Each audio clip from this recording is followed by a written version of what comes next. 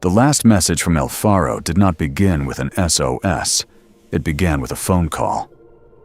At 7:01 on the morning of October 1st, 2015, Captain Michael Davidson reached an emergency call center from a cargo ship inside Hurricane Joaquin. The operator asked what kind of emergency he was reporting. Davidson described a hull breach, water in a cargo hold, a severe list, and the loss of main propulsion. The call was routed onward. On the bridge, the ship continued leaning.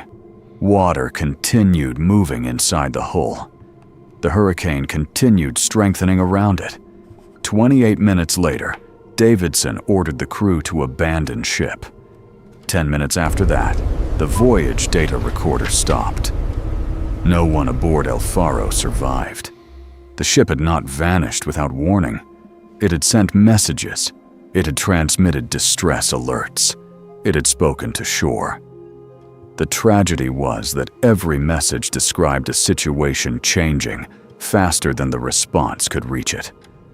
El Faro left Jacksonville, Florida, on the evening of September 29th. Its destination was San Juan, Puerto Rico. The ship carried containers, trailers, vehicles, and other cargo used in the regular trade between the continental United States and the island. 33 people were aboard, 28 American crew members, and 5 Polish technicians. The vessel was 40 years old. It had been built in 1975, lengthened during a major conversion, and later modified to carry both roll-on cargo and containers. The route itself was familiar. Hurricane Joaquin was not. When El Faro departed, the storm was still developing northeast of the Bahamas. Forecasts changed repeatedly during the voyage. The hurricane strengthened and moved in ways that were difficult to predict. Weather information reached the bridge through several systems, but not every product showed the same position or arrived at the same time. Some data available to the crew was already hours old by the time it appeared on the ship. That delay mattered. A storm moving slowly can still change the safest route. A storm intensifying rapidly can make yesterday's margin disappear. During the night of September 30th, the officers on watch compared the ship's course with updated information. The third mate became concerned that the vessel was too close to the hurricane. She called the captain and suggested reviewing the weather. The second mate later proposed a different route through the Bahamas. The captain remained confident that El Faro could pass south of the storm and continue toward San Juan. This was not a story in which no one noticed the danger. The archive preserves repeated concern. It also preserves the hierarchy of the bridge. Junior officers questioned the route. The captain made the decision. The ship continued. After midnight, conditions worsened. Winds increased. The sea became more violent. The ship began rolling heavily. Cargo shifted. On the bridge, ordinary conversation continued, besides signs that the voyage was becoming less ordinary. At one point, coffee was offered. At another, officers discussed the waves. The voyage data recorder captured these fragments because that is what a bridge recording often preserves. Not a speech written for history, but work continuing while the meaning of events is still uncertain. Before dawn, El Faro developed a list to port. Water was discovered in cargo hold number 3. Vehicles had broken loose. The crew began pumping. The source of the flooding was believed to involve a scuttle, a small access opening that had either been left open or forced open. But the exact path of the water was not fully understood from the bridge.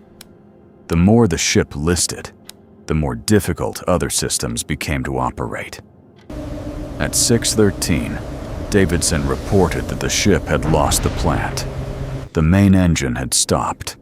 The engineers could not restore reliable lubricating oil pressure.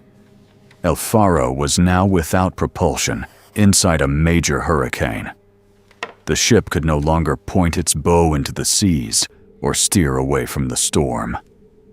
Wind and waves pushed it sideways. The list increased. For the next 48 minutes, the bridge became a place of simultaneous action. The engineers tried to restore propulsion. The deck officers tried to understand the flooding. The crew moved ballast. The captain tried to keep the vessel stable. Messages were prepared.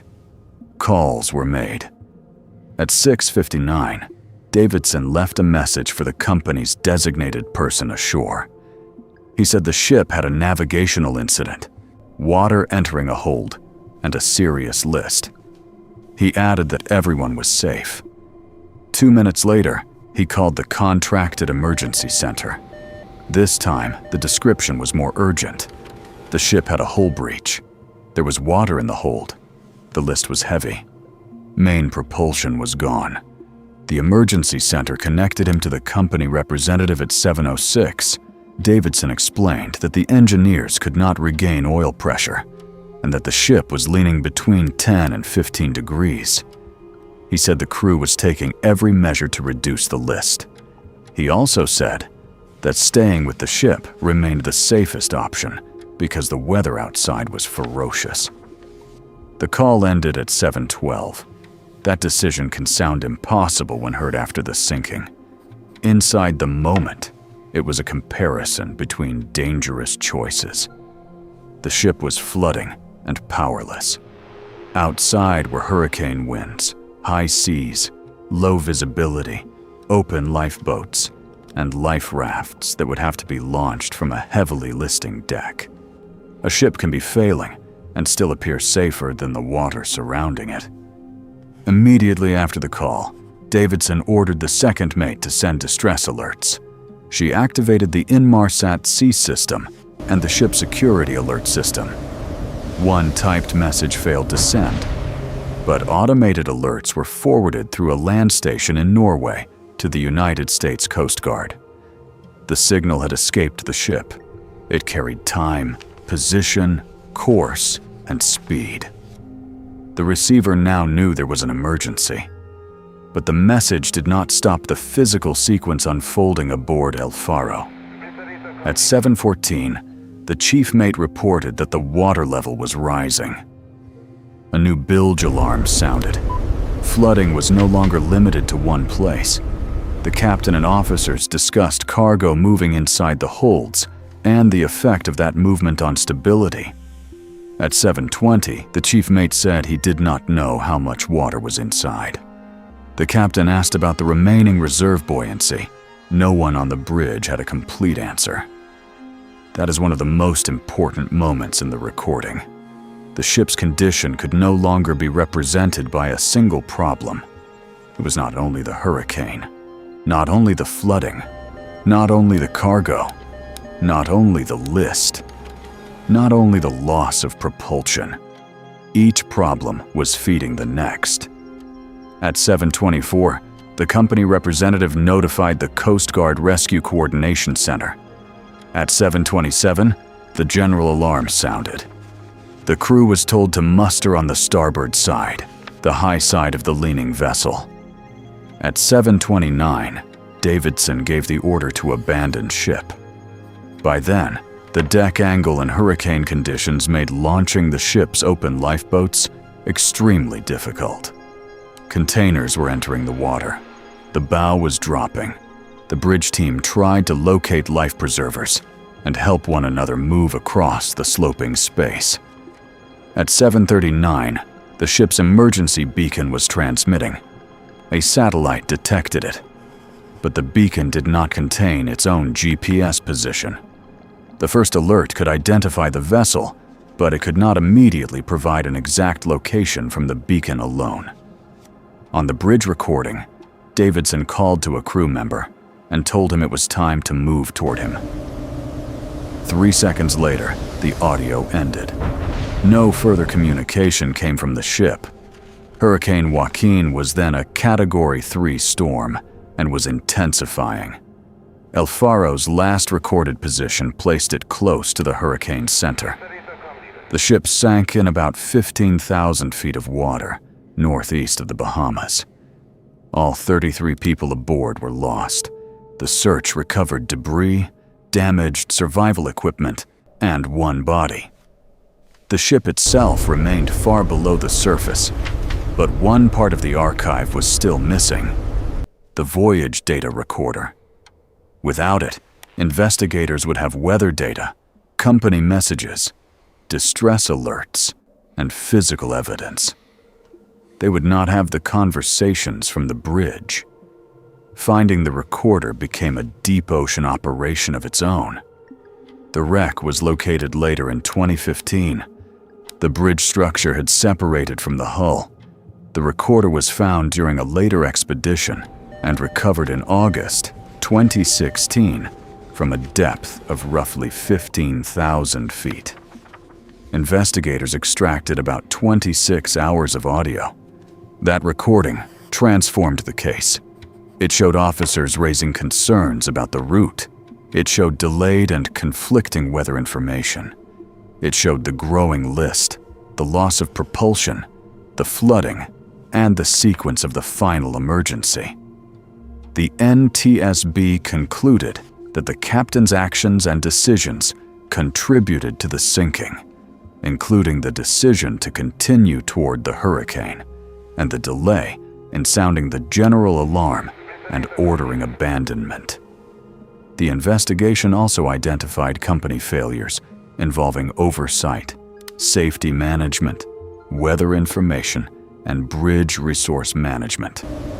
The sinking was not reduced to one wrong turn or one broken part.